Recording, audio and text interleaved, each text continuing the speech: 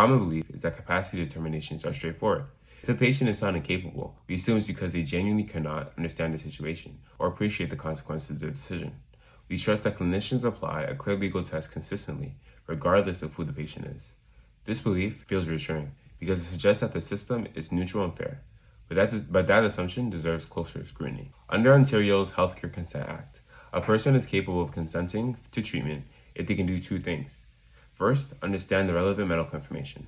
Second, appreciate the reasonably foreseeable consequences of accepting or refusing treatment. Importantly, the law sets the threshold for this intentionally low. The law is clear that a patient does not need to make a wise, rational, or medically sound decision to be considered capable. A bad decision is still a valid decision. The law also presumes that all individuals are capable, unless there is evidence to the contrary. However, there is an important detail in lectures that change how I view this issue. Capacity is assessed by clinicians, and the law only requires that the clinician be of the opinion that the patient is capable or incapable. The patients aren't required to be right, only reasonable and acting in good faith. This means that capacity determinations involve professional judgment, and judgment, even when well-intentioned, can be influenced by interpretation. This introduces discretion, and discretion matters because the second part of the capacity test, appreciation, requires interpretation. Clinicians must evaluate how a patient reasons about risk, consequences, and outcomes. This raises an important question.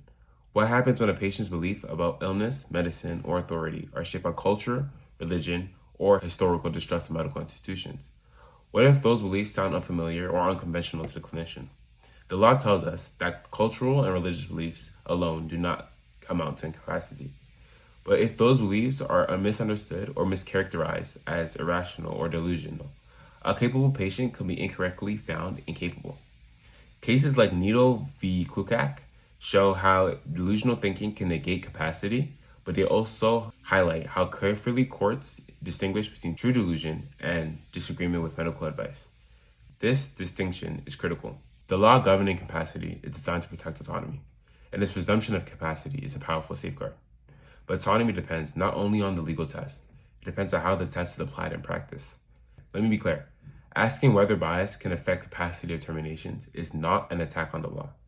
It's a reminder that legal protections are only as strong as their application. If we want consent to truly protect everyone's autonomy, we have to remain attentive to how discretion, interpretation, and human judgment shape capacity decisions.